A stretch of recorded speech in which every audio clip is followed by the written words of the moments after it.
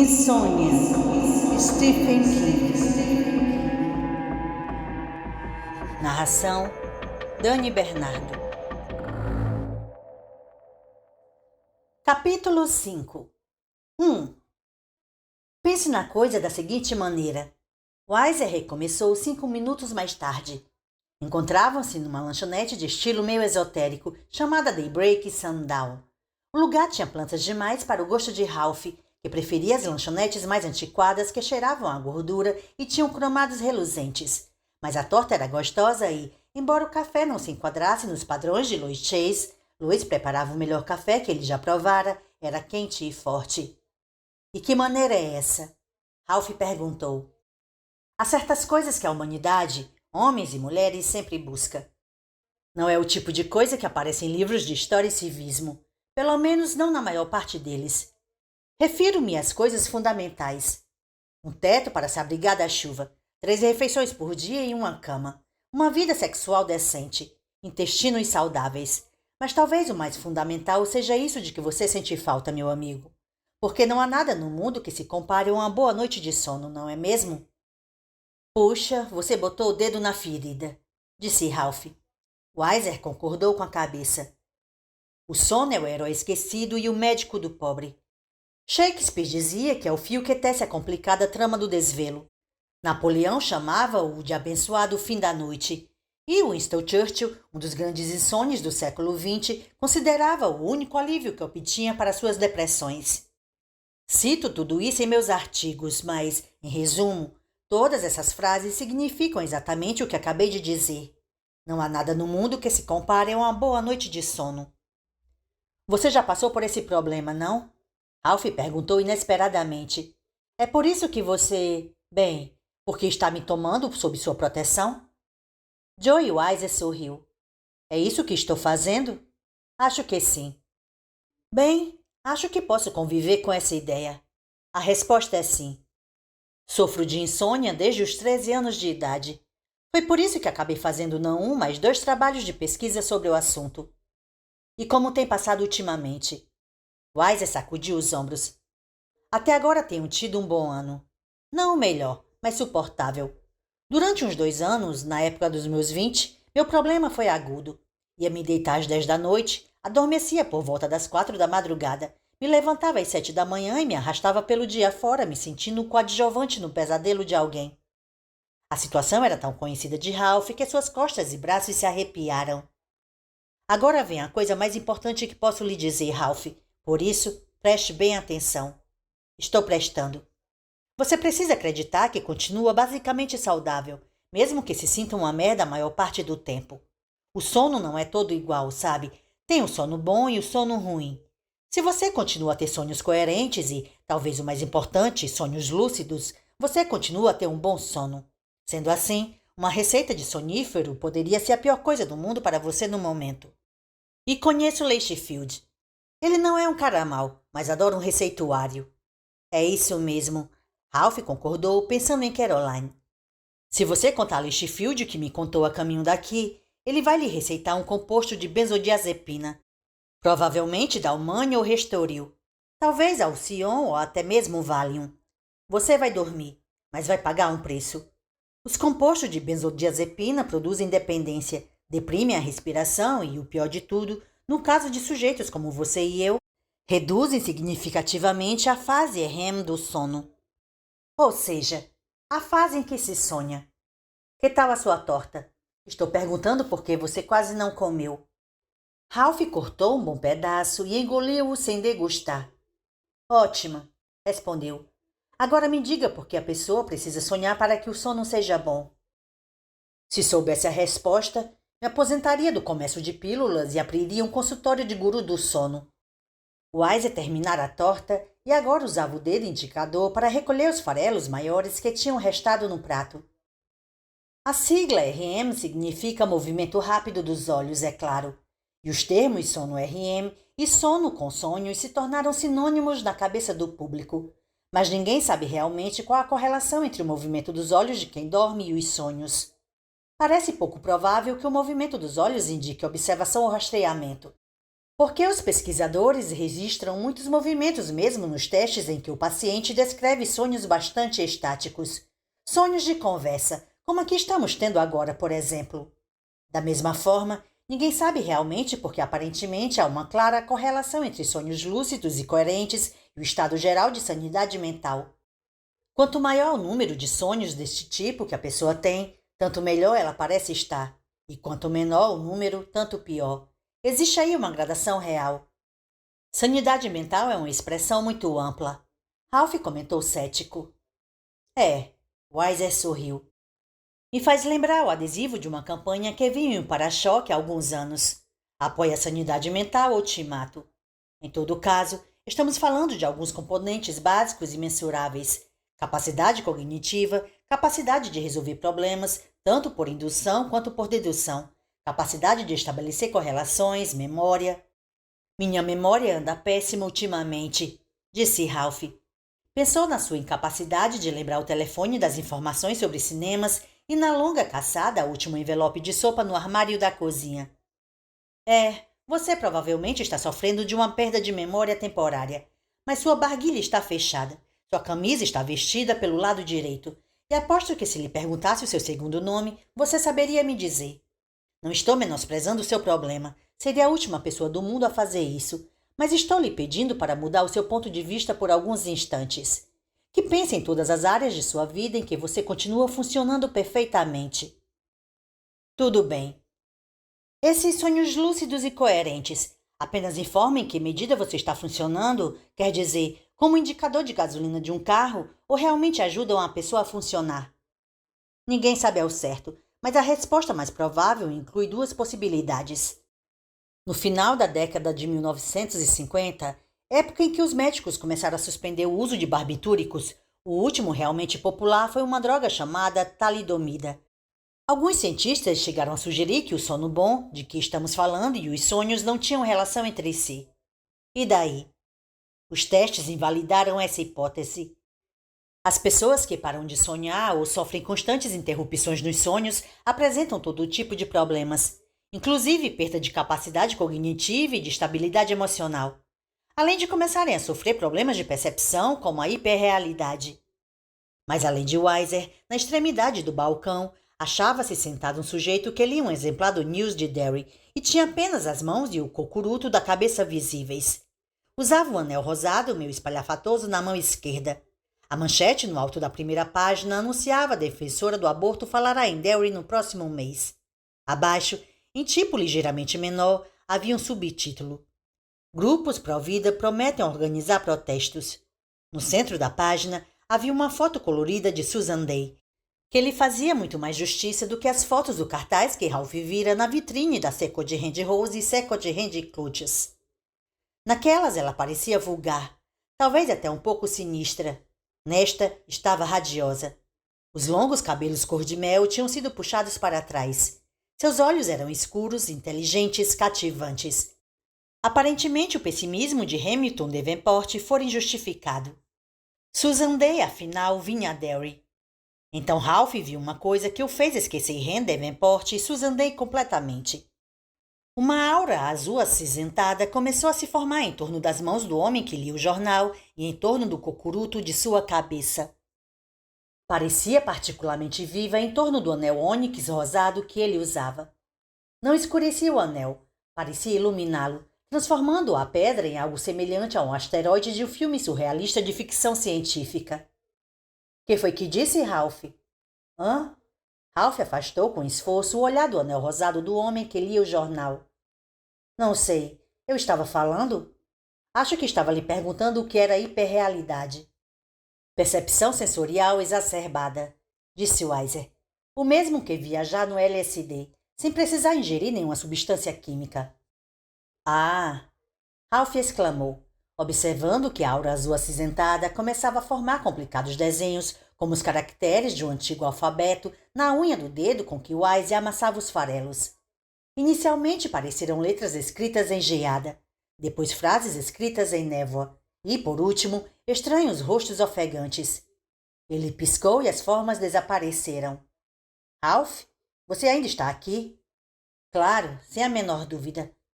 Mas escute aqui, Joey. Se os remédios caseiros não produzem efeito, se as drogas do corredor 3 não funcionam, e as receitas podem até piorar as coisas ao invés de melhorá-las, o que é que sobra? Nada, certo? Você vai comer o resto da torta? Weiser perguntou, apontando para o prato de Ralph. Uma luz fria, azul acinzentada, irradiou-se da ponta do seu dedo como caracteres árabes escritos em vapor de gelo seco. Não, estou satisfeito. Se quiser, pode se servir. Weiser puxou o prato de Ralph para si. Não desista tão depressa, falou. Quero que volte à farmácia comigo, para eu lhe dar uns cartões. Meu conselho, como seu simpático vendedor de drogas do bairro, é que você experimente falar com os caras. Que caras? Ralph observava, fascinado, enquanto Weiser abria a boca para receber o último bocado de torta. Cada um de seus dentes se iluminou como um forte brilho cinzento. As obturações dos molares resplandeceram como minúsculos sóis. Os fragmentos da massa e do recheio de maçã em sua língua encheram-se de lúcidos, Ralph, lúcidos, luz.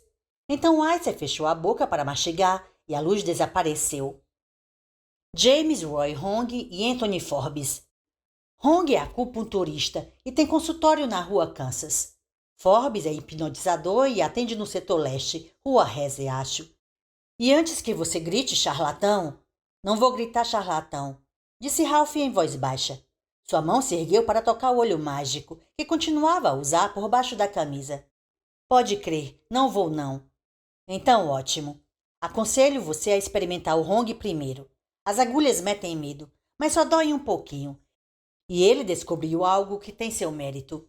Não sei o que é, nem como funciona, mas sei que, quando passei por uma fase ruim, há 2 invernos, ele me ajudou muito. Forbes também é bom, dizem, mas prefiro o Hong. Ele é super ocupado, mas talvez eu possa dar um jeito nisso. Que me diz? Ralph viu um fulgor cinza vivo, que não era mais grosso do que um fio de linha, saltar do canto do olho de Weiser e correr pelo seu rosto como uma lágrima sobrenatural. Isto o fez decidir-se. Digo, vamos lá. Weiser deu-lhe uma palmadinha no ombro. Grande, Ralph. Vamos pagar a conta para sair. Sacou uma moeda de 25 centavos. Vamos tirar cara ou coroa para ver quem paga? 2. A meio caminho da farmácia, Weiser parou para ver um cartaz que fora fixado na vitrine de uma loja vazia entre a Rite Aid e a lanchonete. Ralph apenas olhou de relance. Já o vira antes, na vitrine da Second Hand Rose e Second Hand Clothes. Procurada por homicídio. Weiser admirou-se. As pessoas perderam completamente o senso de perspectiva, sabe? Sei, falou Ralph. Se tivéssemos rabo, acho que a maioria de nós passaria o dia inteiro correndo atrás dele, tentando arrancá-lo com os dentes. O cartaz já é bastante ruim, disse Weiser indignado. Mas olha só isso. Apontava alguma coisa ao lado do cartaz. Alguma coisa escrita na poeira que recobriu o lado externo da vitrine vazia. Ralph chegou mais perto para ler a breve mensagem. Mate essa bucetuda, dizia. Sob a frase, havia uma flecha apontando para a foto de Susan Day à esquerda. Caramba! Exclamou Ralph em voz baixa. Bota caramba nisso. Weiser concordou. Puxou um lenço do bolso traseiro e apagou a mensagem, deixando em lugar das palavras um leque brilhante de prata que Ralph sabia que só ele estava vendo. 3. Ele acompanhou Weiser aos fundos da farmácia e parou à porta de um escritório pouco maior que um cubículo de banheiro público.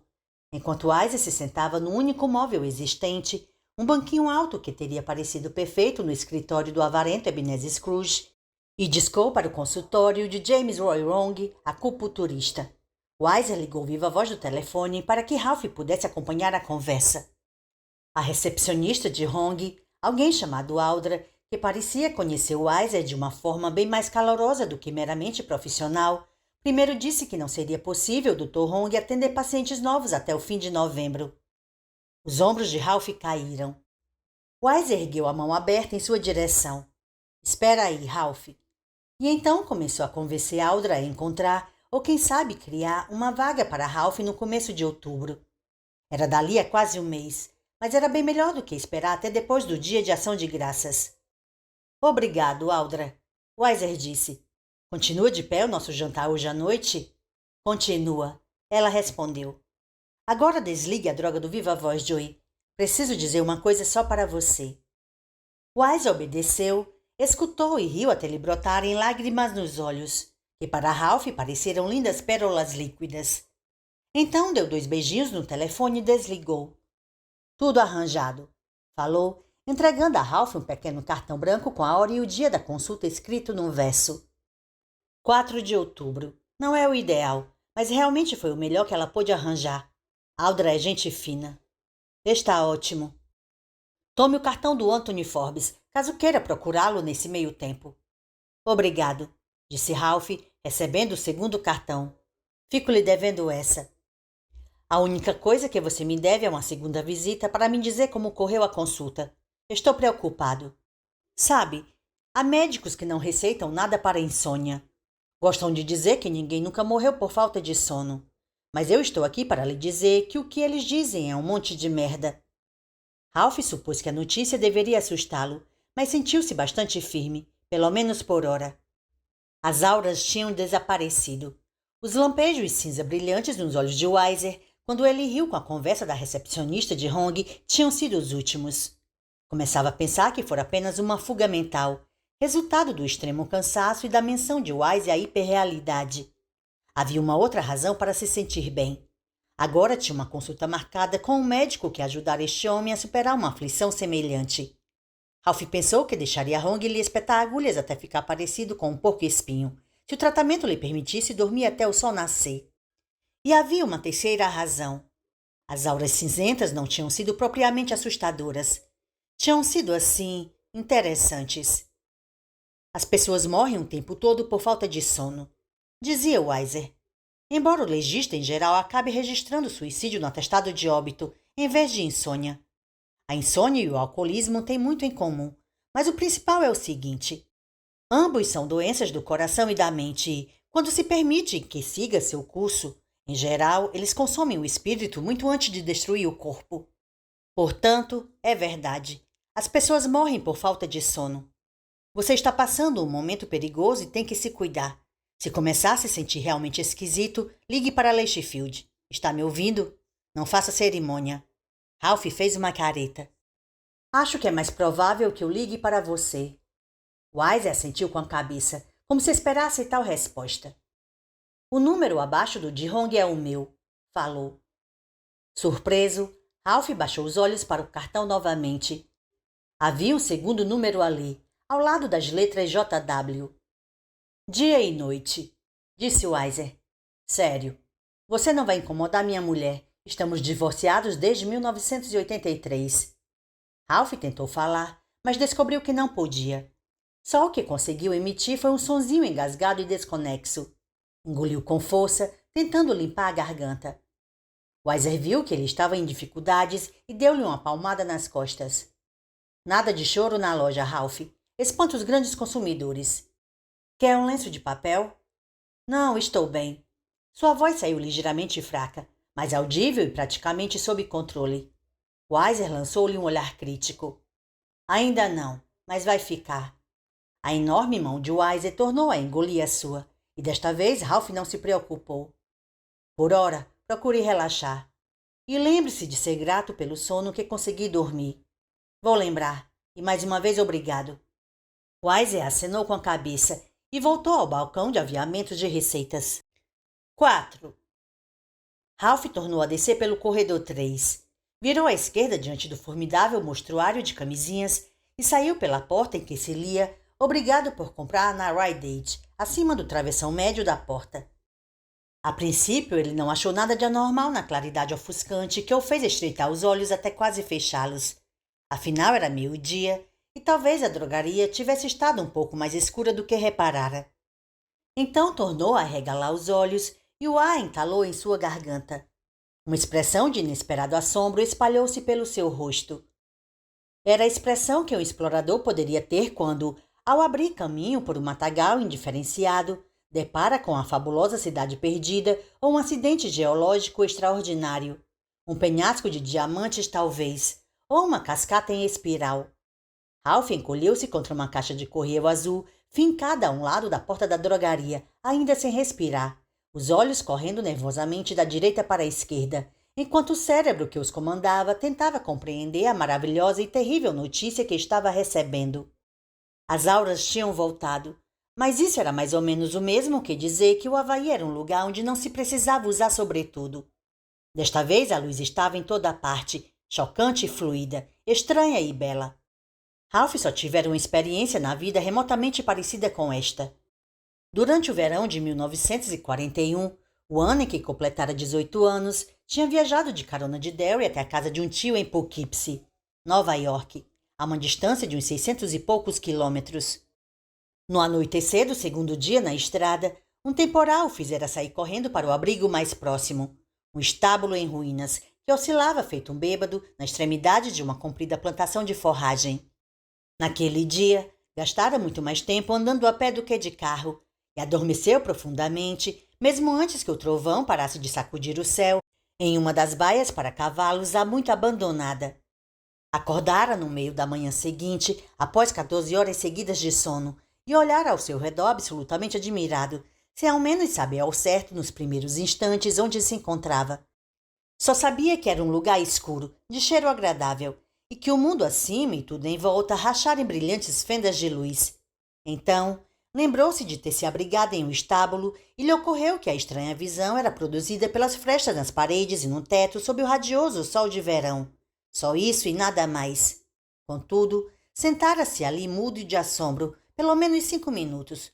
Um adolescente de olhos arregalados, com palhas nos cabelos e os braços empoeirados de feno. E assim permaneceu contemplando a onda dourada de poeira que girava lentamente nos cruzamentos dos raios oblíquos do sol. Lembrava-se de ter pensado que era como se estivesse numa igreja. Agora era a mesma experiência elevada à 10ª potência. E o diabo era o seguinte: não conseguia descrever com exatidão o que tinha acontecido e como o mundo mudara para se tornar tão maravilhoso. As coisas e particularmente as pessoas tinham auras sim, mas isso era apenas o início do surpreendente fenômeno. As coisas nunca tinham sido tão brilhantes, tão absoluta e completamente presentes. Os automóveis, os postes telefônicos, os carrinhos de compras no estacionamento diante do supermercado, os edifícios residenciais do outro lado da rua. Todas essas coisas pareciam saltar aos seus olhos como imagens em 3 dimensões em um filme antigo. De repente, o quarteirão de lojas encardidas na rua Witcham transformara-se no País das Maravilhas e, embora Ralph estivesse olhando diretamente para ele, não tinha muita certeza do que via, a não ser que era opulento, deslumbrante e fabulosamente estranho. As únicas coisas que conseguia isolar eram as auras em torno das pessoas que entravam e saíam das lojas, guardavam pacotes nas malas dos automóveis ou entravam nos carros e iam embora. Umas auras eram mais brilhantes do que outras, mas mesmo a mais fosca brilhava 100 vezes mais do que em seus primeiros vislumbres do fenômeno. Mas era disso que Wise estava falando, com toda certeza. É a hiperrealidade. E o que você está vendo não é nada mais do que os delírios que as pessoas sofrem sobre a influência do LSD.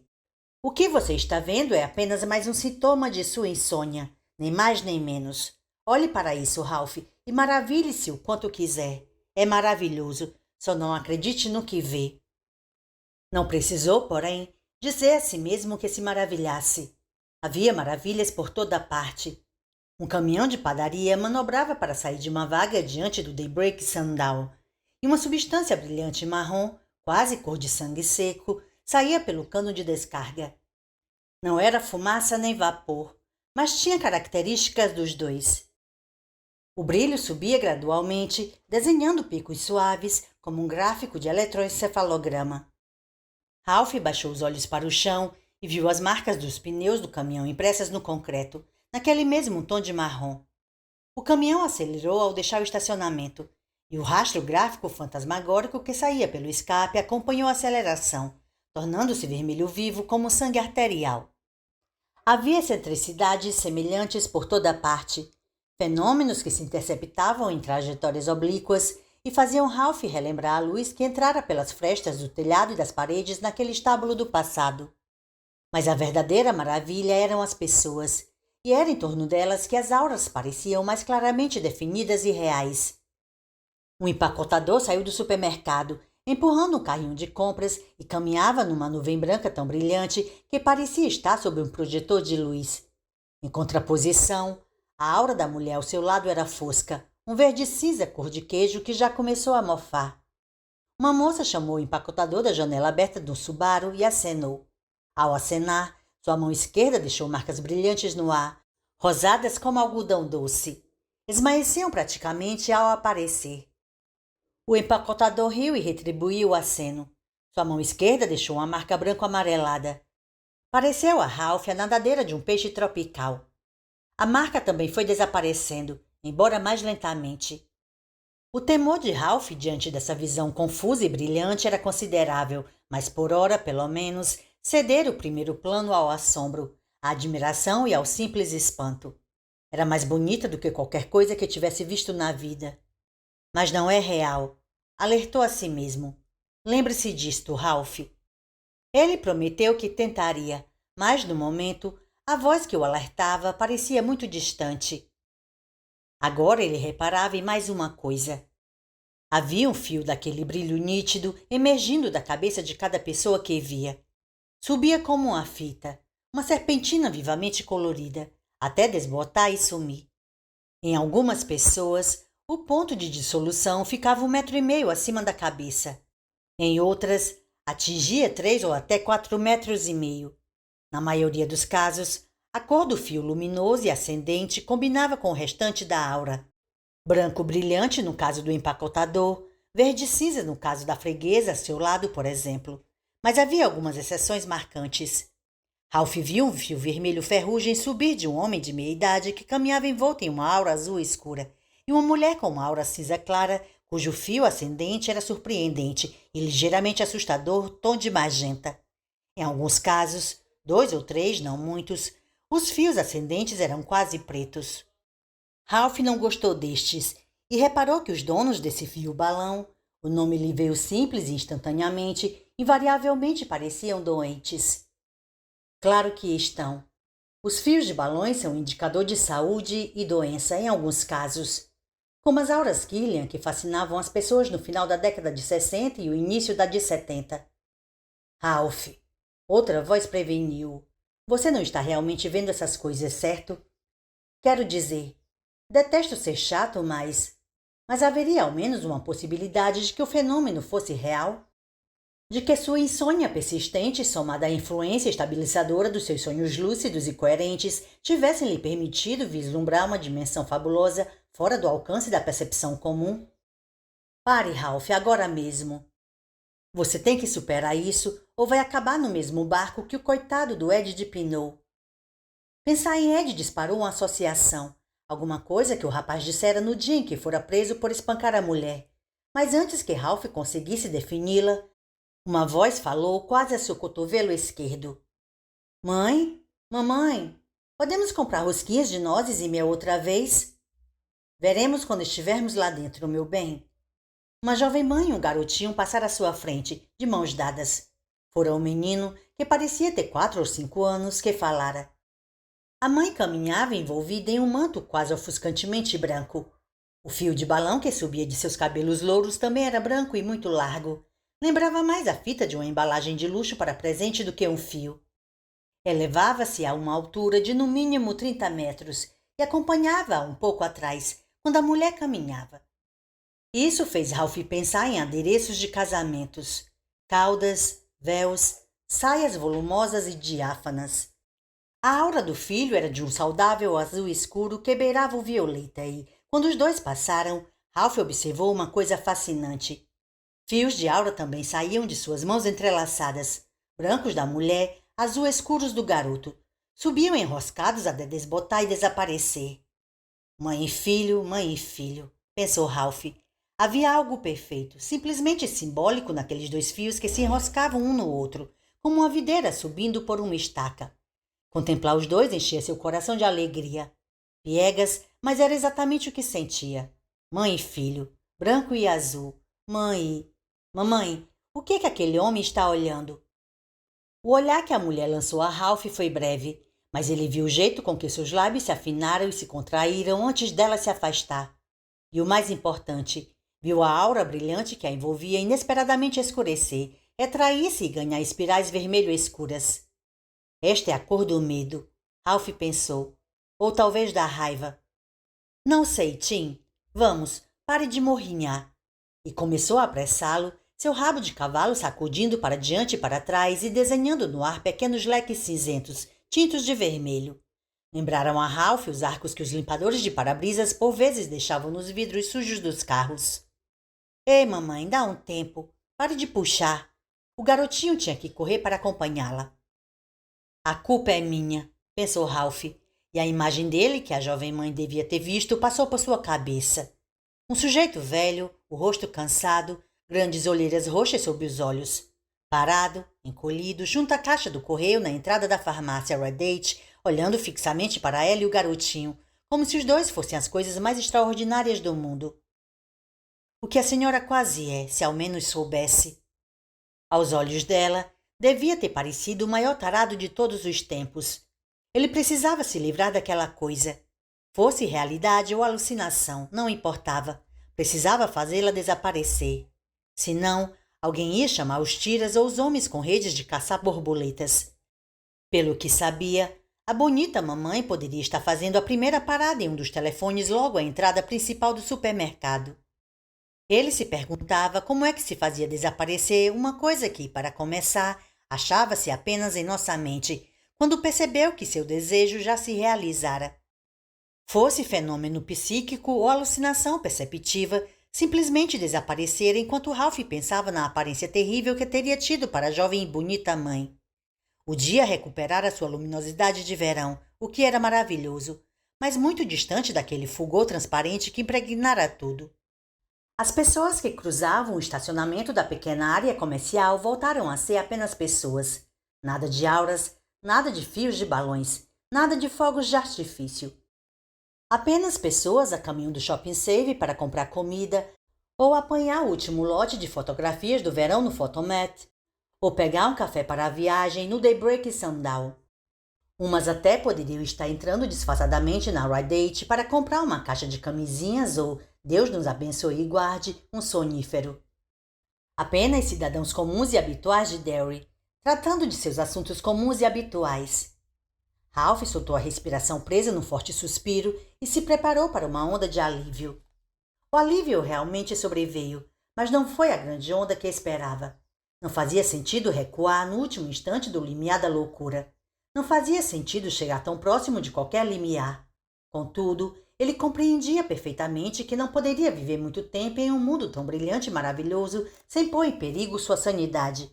Seria o mesmo que ter um orgasmo que durasse horas. Talvez fosse assim que os gênios e os grandes artistas sentiam a vida, mas isso não era para ele. Tanta energia queimaria sua mufa em pouco tempo, e quando os homens com as redes de caçar borboletas aparecessem para lhe dar uma injeção e levá-lo embora, ele provavelmente se sentiria feliz em acompanhá-los.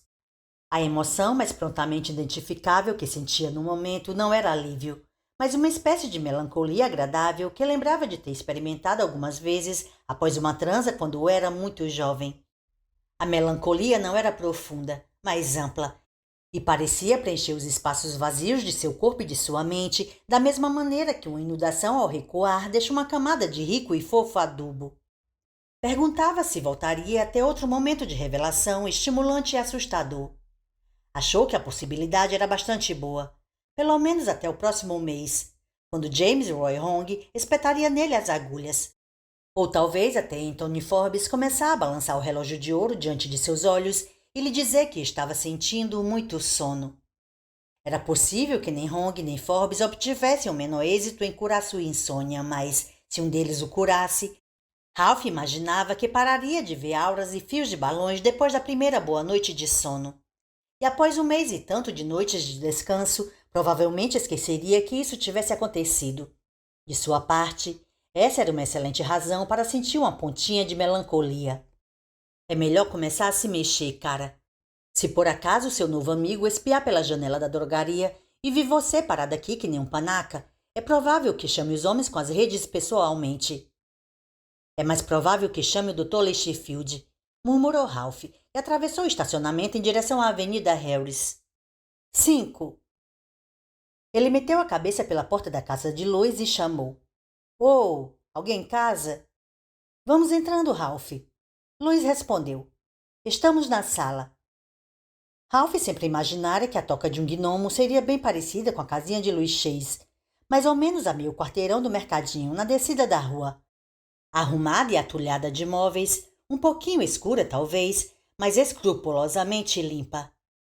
E imaginava que qualquer hobbit, como um Bilbo Baggins, cujo interesse nos próprios antepassados só era eclipsado pelo seu interesse no que haveria para jantar, teria ficado encantado com a minúscula sala de estar, onde parentes olhavam de todas as paredes.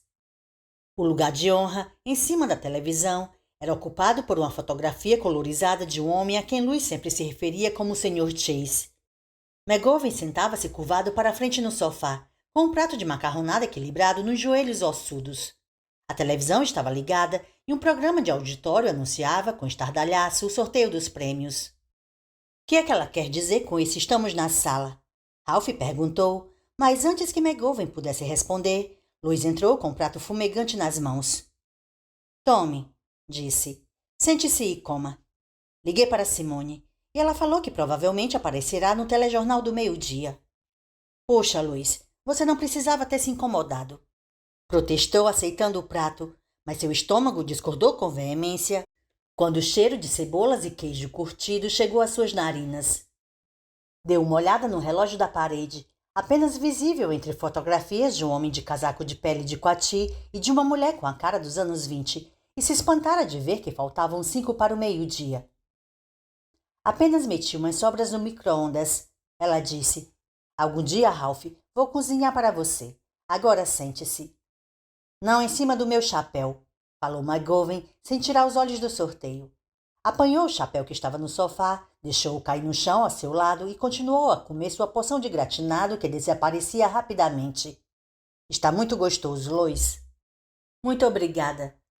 Ela parou tempo suficiente para ver um dos participantes ganhar uma viagem para Barbados e um carro novo. Então voltou correndo para a cozinha. O vencedor, aos gritos, desapareceu gradualmente e foi substituído por um homem de pijamas amassados que se debatia e revirava na cama. Em seguida, sentava-se e espiava um relógio à mesa da cabeceira.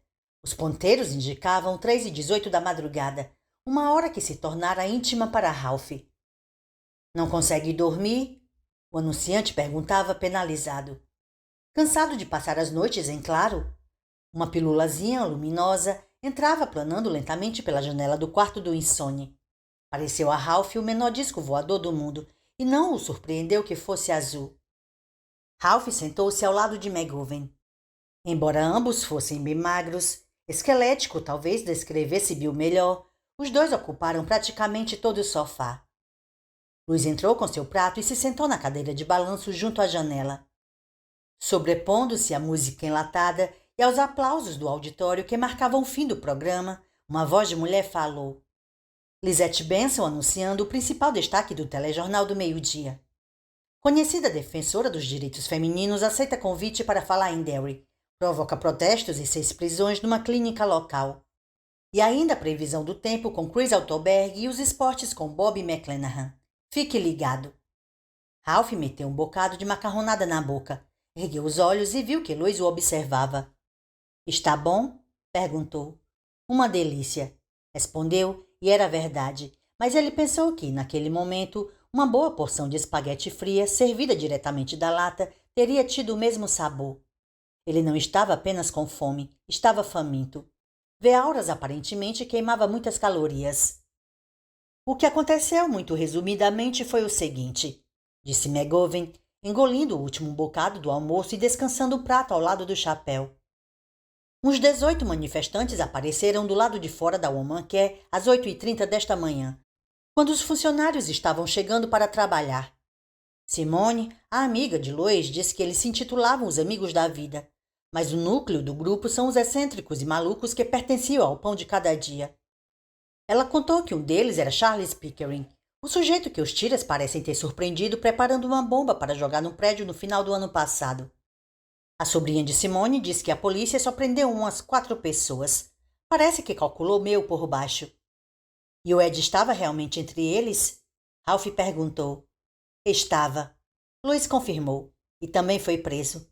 Pelo menos ninguém foi atacado a cacetetes. Era boato. Ninguém ficou ferido. Desta vez, McGovern acrescentou sombriamente. O logotipo do telejornal do meio-dia apareceu na TV colorida, tamanho gnomo de luz, e cedeu lugar a Lisette Benson. Boa tarde, começou ela. O destaque do noticiário deste lindo dia de fim de verão é a eminente escritora e polêmica defensora dos direitos femininos Susan Day, que aceitou o convite para falar no Centro Cívico de Derry no próximo mês. O anúncio de sua presença provocou uma manifestação diante da Woman Care, Centro de Proteção à Mulher e Clínica de Abortos de Derry, que tanto tem polarizado. Lá vem eles outra vez com essa história de clínica de abortos, McGovern exclamou. Caramba! Psiu! Luz disse em um tom autoritário que pouco lembrava o seu habitual murmúrio hesitante. McGovern lançou-lhe um olhar surpreso e se calou. John Kirkland ao vivo da Woman Care com a nossa primeira notícia. Lisette Benson terminou e a sua imagem sucedeu a de um repórter parado do lado de fora de um edifício de tijolos baixo e comprido. Grandes letras ao pé da tela informavam aos telespectadores que se tratava de uma reportagem ao vivo. Uma fileira de janelas cortava a fachada lateral da Woman Care. Duas estavam quebradas e várias outras pichadas com uma coisa vermelha que parecia sangue. Um cordão de isolamento amarelo fora estendido pela polícia entre o repórter e o prédio. Tiras de Derry, 3 fardados e uma paisana, formavam um grupinho na extremidade do cordão. Ralph não se surpreendeu muito ao reconhecer o detetive John Leidecker. Eles se autodenominam os amigos da vida, Lisette, e dizem que a manifestação hoje de manhã foi o extravasamento espontâneo da indignação com a notícia de que Susan Day, a mulher que os grupos radicais pró-vida em todo o país chamam de assassina número 1 de bebês dos Estados Unidos, virá a Derry no próximo mês falar no Centro Cívico. Mas pelo menos um membro da polícia de Derry acredita que não foi bem assim. A reportagem de Kirkland de uma gravação começava com o close de Leidecker, que parecia conformado com o microfone diante de seu rosto. Não houve espontaneidade nenhuma na manifestação, disse. É óbvio que foi preparada.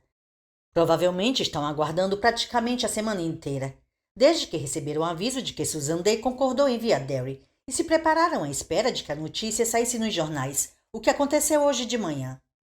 A câmera focalizou os dois. Kirkland lançava a Leidecker o seu olhar mais penetrante, tipo entrevistador esperto. O que é que o senhor quer dizer com preparada? Perguntou. A maioria dos cartazes que os manifestantes carregavam tinha o nome da senhora Day, e havia mais de uma dúzia desses. Uma emoção surpreendentemente humana perpassou a máscara de policial dando entrevista de Leidecker. Ralph interpretou-a como indignação. Ele ergueu um grande saco plástico de coleta de provas e, durante um instante de horror, Ralph teve certeza de que havia dentro um bebê mutilado sangrando. Então percebeu que, qualquer que fosse a substância vermelha, o corpo no saco de provas era o de uma boneca. Eles não compraram isso em loja de departamentos. Leidecker declarou ao repórter de TV. Posso lhe garantir. A cena seguinte foi uma panorâmica das janelas sujas e quebradas. A câmera passou-as em revista lentamente. A substância nas janelas sujas parecia-se mais que nunca com sangue, e Ralph desistiu de suas 2 ou 3 últimas garfadas de macarronada. Os manifestantes trouxeram bebês de brinquedo, em cujos corpos macios injetaram, segundo crê a polícia, uma mistura de caro com corante vermelho. Kirkland disse em off. Atiraram as bonecas na fachada lateral do prédio, enquanto entoavam slogans anti-Susan Day. Quebraram as janelas, mas não houve grandes danos. A câmera parou, focalizando uma vidraça macabramente suja. A maioria das bonecas estourou, Kirkland explicava, espalhando a tal substância, tão parecida com sangue que os funcionários que presenciaram o bombardeio se assustaram. A cena da janela suja de vermelho foi substituída pela de uma bela mulher de cabelos escuros que vestia calças e uma suéter. « Oh, olhem só, é a Barbie! » exclamou Lois. « Puxa, espero que Simone esteja assistindo. Talvez eu devesse... » Foi a vez de McGovern fazer psiu. Fiquei aterrorizada. Barbara Richards disse a Kirkland. A princípio pensei que estavam realmente atirando bebês mortos, ou talvez fetos que tivesse arranjado sei lá onde. Mesmo depois que a doutora Harper percorreu a clínica gritando que eram apenas bonecas, continuei em dúvida. A senhora disse que gritavam slogans? Kirkland perguntou. Gritavam. O que ouvi mais claramente dizia: não deixem o anjo da morte vir a Derry. A notícia agora voltava a Kirkland ao vivo. Os manifestantes foram levados da Woman Care para a delegacia central da polícia de Derry na rua central, por volta das 9 horas desta manhã, Lisette. Entendi que 12 foram interrogados e liberados. Outros 6 foram presos por comportamento doloso, um delito leve. Parece, portanto, que presenciamos o disparo de mais um tiro em Derry na guerra permanente por causa do aborto. John Kirkland, do telejornal do Canal 4. Mais um tiro, começou McGovern erguendo as mãos. Lisette Benson voltou à tela. Vamos chamar Annie Rivers, que conversou há menos de uma hora com 2 dos chamados amigos da vida que foram presos na manifestação desta manhã.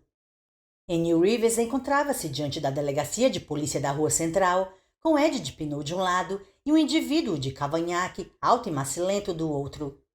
Ed tinha uma aparência elegante e simpática, um paletó de tweed cinza e calças azul marinho. O homem alto de cavanhaque, que vestia roupas que somente um liberal com delírios sobre o que se chamaria de proletariado do Maine seria capaz de usar. Jeans desbotados, camisa de trabalho também azul desbotado, suspensórios largos e vermelhos de bombeiro. Ralph só precisou de um segundo para reconhecê-lo. Era Dan Dalton, proprietário da Second Hand Rose e Second Hand Clothes.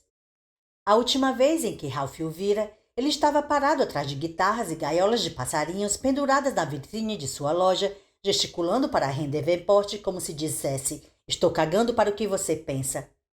Mas naturalmente foi Ed que atraiu seu olhar. Ed, que parecia elegante e composto em mais do que um aspecto. Aparentemente McGovern sentiu o mesmo. Meu Deus, não dá para acreditar que seja o mesmo homem, murmurou. Lisette, disse a loura bonita. Estão comigo Ed de Pinot e Daniel Dalton, ambos de Derry, 2 dos manifestantes presos hoje de manhã. Certo, senhores? Foram presos? Eles confirmaram com a cabeça. Ed com uma brevíssima expressão de humor, Dalton com uma sombria determinação visível no queixo duro. O olhar que este fixou em Annie Rivers fez parecer, pelo menos a Ralph, que estava procurando se lembrar em que clínica de aborto havia entrar, a cabeça baixa e os ombros encolhidos. Vocês foram soltos sob fiança? Fomos soltos mediante fiança, respondeu Ed. As acusações eram leves. Não tivemos a intenção de ferir ninguém, e ninguém foi ferido. Fomos presos somente porque a estrutura de poder pagã entrincheirada nesta cidade quer nos usar como exemplo, Dalton disse, e Ralph pensou ter visto uma ligeira contração tensionar momentaneamente o rosto de Ed. Uma expressão de lá vai ele de novo. Annie Reeves apontou o microfone na direção de Ed. A questão principal aqui não é filosófica, mas prática, disse ele. Embora o pessoal que dirige a Woman Care goste de enfatizar os serviços de assistência, terapia, mamografias grátis e outras admiráveis funções da clínica, há um outro lado. Rios de sangue correm na Woman Care. Sangue de inocentes, gritou Dalton. Seus olhos luziam no rosto magro e comprido e Ralph teve uma intuição perturbadora. Por todo o leste do Maine, as pessoas estavam assistindo ao jornal e concluindo que o homem de suspensórios vermelhos era maluco, mas que seu companheiro parecia um sujeito bem sensato. Chegava a ser engraçado. Ed tratou a exclamação de Dalton como o equivalente provida do aleluia, concedendo-lhe o tempo de um compasso respeitoso antes de retornar seu discurso. A matança na Woman Care vem ocorrendo há quase 8 anos, Ed informou. Muita gente, principalmente feministas radicais como a doutora Roberta Harper, administradora-chefe da Woman Care, doura a pílula com frases como interrupção prematura, quando, na realidade, está falando de aborto, o ato máximo de abuso que uma sociedade sexista inflige às mulheres. Mas será que arremessar bonecas cheias de sangue contra as janelas de uma clínica particular é a maneira mais correta de expor seu ponto de vista ao público, senhor de Pinot? Por um instante, só por um instante, apareceu e desapareceu, a cintilação bem-humorada nos olhos de Ed cedeu lugar a um lampejo mais duro e frio. Naquele único instante, Ralph contemplou novamente o Ed de Pinot que se dispusera a bater no motorista de caminhão que pesava mais 40 quilos que ele. Ralph esqueceu que a cena que assistia fora gravada há 1 hora e receou pela integridade da loura magra, que era quase tão bonita quanto a mulher com quem seu entrevistado continuava casado. Tenha cuidado, moça, Ralph pensou. Tenha cuidado e tenha medo. Você está parada ao lado de um homem perigoso. Então o lampejo desapareceu e o homem de paletó de tweed voltou a ser, mais uma vez, um jovem sincero que ia seguir os ditames de sua consciência até a cadeia. Mais uma vez era Dalton a esticar nervosamente os suspensórios como se fossem grandes elásticos que parecia ter alguns parafusos a menos. O que estamos fazendo é o que os chamados bons alemães deixaram de fazer na década de 1930. Ed dizia. Falava num tom paciente e professoral de um homem forçado a explicar a mesma questão muitas vezes, principalmente para aqueles que já deviam sabê-la. Eles se calaram e 6 milhões de judeus morreram. Em nosso país, um holocausto semelhante. Mais de 1000 bebês diariamente. Interpôs Dalton. A estridência de sua fala sumira. Ele parecia horrorizado e desesperadamente cansado. Muitos são arrancados dos ventres das mães aos pedaços, com os bracinhos erguidos, protestando ao morrer. Meu bom Deus, disse McGovern. Isso é a coisa mais ridícula que já... Quieto, Bill, Lois pediu. O objetivo dessa manifestação... Rivers perguntava a Dalton. Como você provavelmente sabe, explicava Dalton, a Câmara de Vereadores concordou em reexaminar as leis de zoneamento que permitem ao Obamacare funcionar no local em que funciona e da maneira como funciona. Eles talvez votem a questão no início de novembro. Os grupos pelo direito de aborto receiam que a Câmara possa jogar areia na engrenagem de sua máquina de matar. Por isso chamaram Susan Day, a defensora do aborto mais famosa do país, para tentar manter a máquina em operação. Estamos arregimentando nossas forças. O pêndulo do microfone voltou para Ed. Vai haver mais manifestações, senhor de Penou? Rivers perguntou, e Ralph teve a súbita impressão de que ela poderia estar interessada nele de uma maneira não tão profissional. Ei, por que não? Ed era um sujeito bonitão, e a senhora Rivers não tinha como saber que ele acreditava que o rei Rubro e seus centuriões se encontravam em Derry, juntando suas forças com a dos matadores de bebês da Obamacare. Até que a aberração legal que abriu as portas a essa matança seja corrigida, as manifestações continuarão. Ed respondeu. E continuamos na esperança de que a história dos séculos vindouros registre que nem todos os americanos foram bons nazistas durante este período sombrio de nossa história atual. Protestos violentos? É contra a violência que nos colocamos. Os dois agora olhavam-se fixamente, e Ralph refletiu que Annie Rivers sofria do que Caroline chamaria de mal das coxas quentes. Dan Dalton estava parado de um lado da tela, praticamente esquecido. E quando Susan Day vier a Derry no próximo mês, o senhor pode garantir a segurança dela?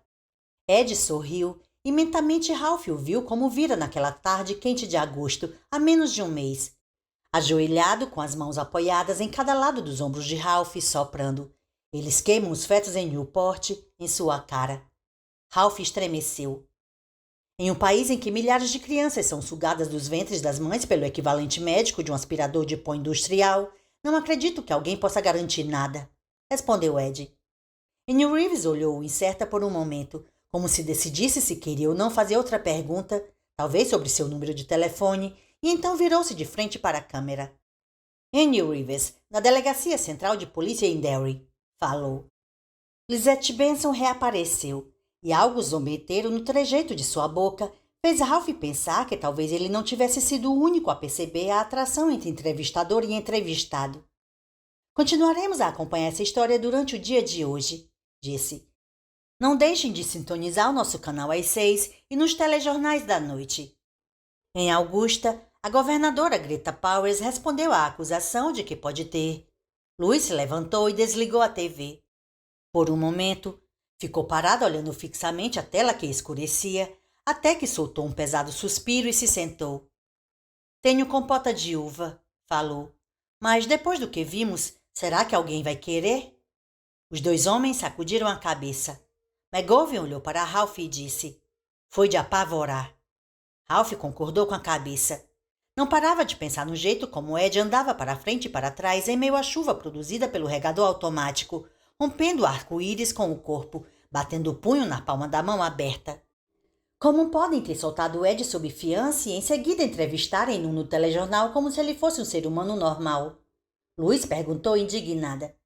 Depois do que ele fez com a coitada da Ellen. Meu Deus, aquela Anne Rivers parecia pronta a convidá-lo para jantar em casa. Ou para comer bolachas na cama com ela, falou Ralph secamente. A acusação de agressão e essa história de hoje são coisas completamente diferentes, disse McGovern. E podem apostar suas botas que o advogado ou advogados que esses malucos contrataram farão tudo para mantê-las assim. E até mesmo a acusação de agressão foi apenas um delito leve. Ralph lembrou a Lois. Como é que a agressão pode ser um delito leve? Perguntou Lois. Desculpe, mas nunca compreendi realmente essa parte. É um delito leve quando você agride apenas a própria mulher. McGovern disse, erguendo a sobrancelha satírica. É a lei americana, Lou. Ela retorceu as mãos inquieta, retirou o Sr. Chase de cima da televisão, contemplou-o por um momento, em seguida tornou a colocá-lo no lugar e continuou a torcer as mãos. Bem, lei é lei. E eu seria a primeira a admitir que não compreendo nadinha de leis. Mas alguém devia dizer a eles que esse sujeito é maluco, que espanca mulheres e é maluco. Você nem faz ideia de até onde vai a maluquice dele, disse Ralph, e pela primeira vez contou-lhes a história do que acontecera no verão anterior no aeroporto. Levou uns 10 minutos. Quando terminou, nenhum dos dois disse nada. Apenas o olharam com os olhos arregalados. — Que? — exclamou Ralph pouco à vontade. — Não me acreditam? Vocês acham que imaginei isso? — Claro que acredito, disse Lois.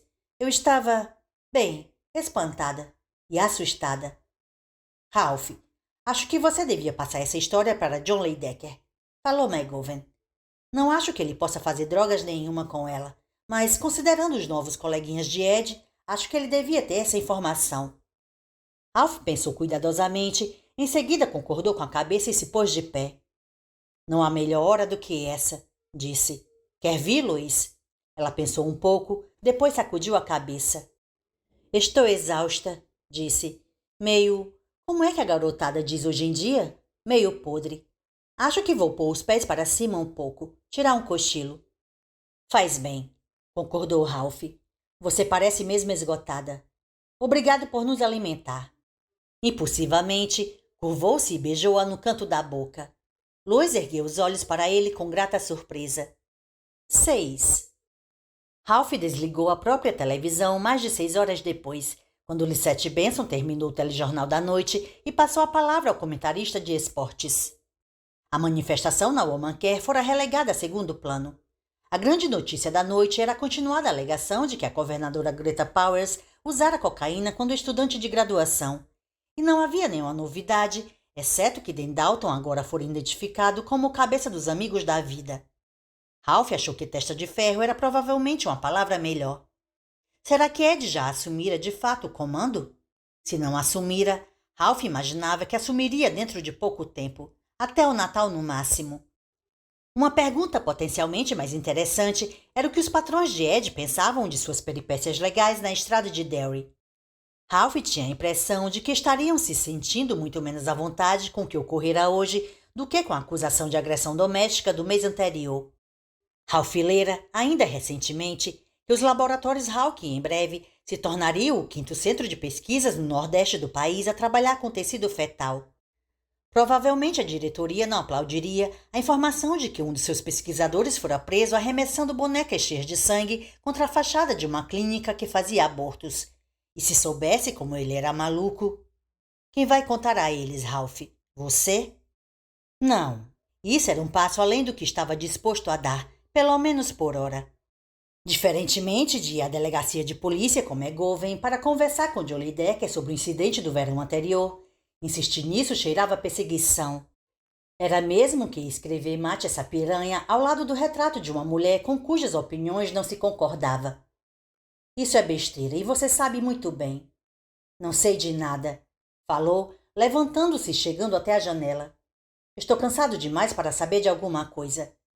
Mas parado ali, olhando para os 2 homens que saíam do mercadinho defronte, carregando uma caixa de bebidas cada, ele subitamente soube de uma coisa. Lembrou-se de uma coisa que riscou uma gelada linha divisória em suas costas, de alto a baixo.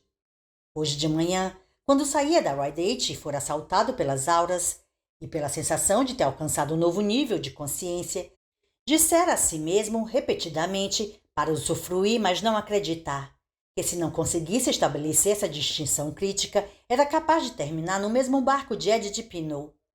Esse pensamento quase abrira a porta de outra lembrança associada, mas as auras mutantes no estacionamento tinham-no distraído antes que pudessem romper pela nova porta. Agora lembrava. Ed lhe falara alguma coisa sobre a visão de auras, não fora? Não, ele talvez tivesse querido dizer auras, mas a palavra que realmente usara fora cores. Tenho quase certeza disso. Foi logo depois de ter falado que via cadáveres de bebê por toda a parte, até nos telhados. Disse... Ralph observou os dois homens embarcarem num velho furgão batido e pensou que jamais conseguiria lembrar as palavras exatas de Ed.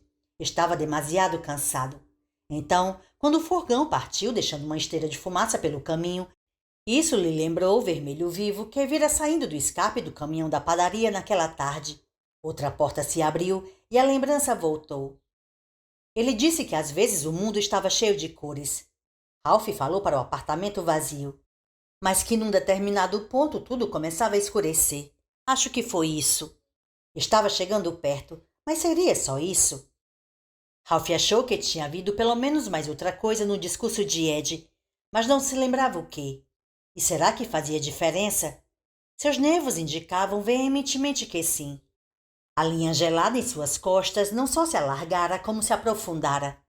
Atrás dele, o telefone tocou. Ralph se virou e viu o aparelho banhado numa funesta luz vermelha, vermelho escura, a cor do sangramento no nariz e... galos brigando com galos. De cristas de galos. Não. Parte de sua mente gemeu. Ah, não, Ralph. Não comece com isso outra vez. Cada vez que o telefone tocava, a capa luminosa se tornava mais brilhante. Durante os intervalos de silêncio, ela escurecia. Era o mesmo que olhar para um coração fantasma com o telefone dentro. Ralph fechou os olhos com força e, quando os reabriu, a aura vermelha em torno do telefone desaparecera. Não, você não pode vê-la agora.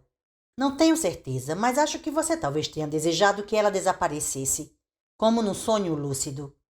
Ao cruzar a sala até o telefone, disse a si mesmo, e não havia incerteza em suas palavras, que a ideia era tão maluca quanto ver auras, para começar. Só que não era, e ele sabia disto. Se fosse maluca, porque bastara apenas dar uma espiada naquela auréola vermelha para ter certeza de que era Ed de Pinot quem estava ligando. Isso é besteira, Ralph. Você acha que é Ed de Pinot porque está pensando nele, e porque está tão cansado que sua cabeça está variando. Vamos, apanhe o fone e verá. Não é o coração delator, nem mesmo o telefone delator. É provavelmente algum sujeito querendo lhe vender assinaturas, ou a mulher do banco de sangue indagando por que você não tem aparecido ultimamente. Só que ele sabia que não era. Ralph apanhou o fone e disse alô. 7. Ninguém respondeu, mas havia alguém na linha. Ralph ouvia sua respiração. Alô? Disse mais uma vez.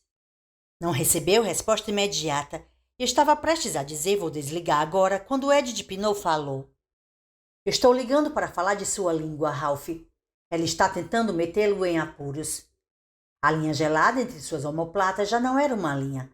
Agora era uma fina camada de gelo que o cobria inteiramente da nuca aos rins. Alô, Ed? Vi você no telejornal hoje. Foi a única coisa que lhe ocorreu dizer. Sua mão não parecia mais estar segurando o fone. Antes crispara-se em cãibra em torno do objeto. Esqueça isso, meu caro, e preste atenção. Acabei de receber uma visita daquele detetive que me prendeu no mês passado, Leidecker. Na realidade, ele acabou de sair. Ralph sentiu o coração afundar, mas não da forma que poderia recear. Afinal de contas, uma visita de Leidecker a Ed não constituía nenhuma surpresa, não é? Ele se mostrara muito interessado na história de Ralph sobre o confronto no aeroporto no verão de 1922. Muitíssimo interessado. É? Ralph perguntou calmamente. O detetive Leidecker tem a impressão de que acho que há gente, ou possivelmente seres sobrenaturais de algum tipo, transportando fetos para fora da cidade em carretas e picapes. Legal, não é? Ralph, parado junto ao sofá, puxava incessantemente o fio do telefone por entre os dedos, dando-se conta de que via uma luz vermelha mortiça escorrendo do fio como suor. A luz pulsava no ritmo da fala de Ed. Você tem andado contando histórias fora de hora, meu caro. Ralph continuou calado. Chamar a polícia depois que dei aquela puta lição que ela tanto merecia não me incomodou. Ed disse. Considerei, bem, uma preocupação de avô. Ou talvez você tivesse pensado que, se ela estivesse bastante grata, talvez lhe dispensasse uma trepada de misericórdia. Afinal de contas, você está velho, mas ainda não virou uma espécime para o Parque dos Dinossauros. Talvez tenha pensado que, no mínimo, ela deixaria você meter um dedo nela. Ralph ficou calado. Certo, meu caro? Ralph continuou calado. Você acha que vai me perturbar com seu silêncio? Nunca. Mas Ed parecia perturbado, desconcertado. Era como se tivesse feito a ligação com um certo roteiro em mente e Ralph se recusasse a ler as falas previstas. Você não pode... É melhor não... Chamar a polícia depois que você espancou ela e não o incomodou. Mas a sua conversa com Leideck hoje obviamente o incomodou. Por quê, Ed? Será que finalmente está começando a questionar o seu comportamento? Sua maneira de pensar, talvez? Foi a vez de Ed ficar calado. Finalmente ele murmurou com rispidez.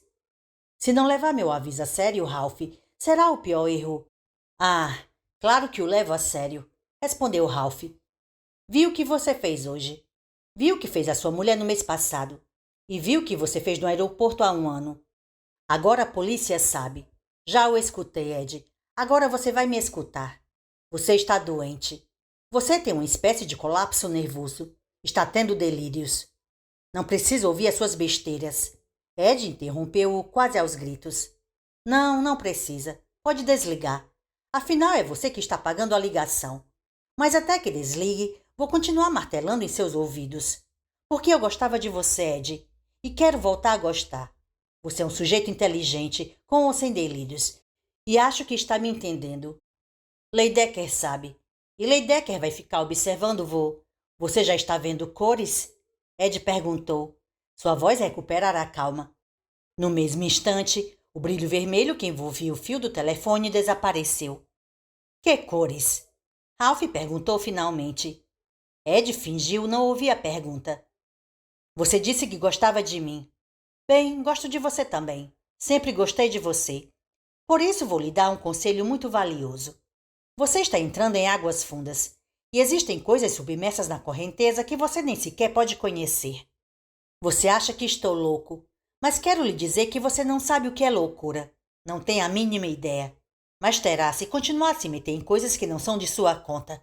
Pode crer. Que coisas? Ralph perguntou. Tentou manter a voz despreocupada, mas continuava a apertar o fone com força suficiente para os dedos latejarem. Forças, Ed respondeu. Existem forças em ação em Derry que você não vai querer conhecer. Existem, bem, vamos dizer apenas que são entidades. Elas ainda não repararam realmente em você, mas se continuar mexendo comigo, elas vão reparar. E você não vai querer isso. Pode crer, você não vai querer. Forças, entidades. Você me perguntou como foi que descobri tudo isso. Quem me colocou em cena? Você se lembra, Ralph? Lembro. E se lembrava mesmo. Fora a última coisa que Ed lhe dissera antes de afivelar o grande sorriso teatral e se adiantar para cumprimentar os tiras. Tenho visto as cores desde que ele veio e me disse, falaremos disso depois. O doutor me disse, o doutorzinho careca. Acho que é a ele que terá de prestar contas se tentar se meter na minha vida outra vez. E então, que Deus lhe ajude. O doutorzinho careca. Disse Ralph. Sei e entendo. Primeiro o rei rubro e os centuriões, agora o doutorzinho careca. Suponho que em seguida será... Me poupe a sua ironia, Ralph. Apenas fique longe de mim e dos meus interesses, está ouvindo? Fique longe. Houve um clique e Ed se foi. Ralph olhou para o fone em sua mão durante muito tempo. Então lentamente colocou-o no gancho. Apenas fique longe de mim e dos meus interesses. E por que não? Tinha muito com o que se ocupar. Ralph caminhou devagar até a cozinha, meteu um jantar congelado, por sinal filé de adoque no forno, e tentou tirar manifestações anti-aborto, auras, Ed de Penô e o rei rubro de sua cabeça. Foi mais fácil do que poderia ter imaginado.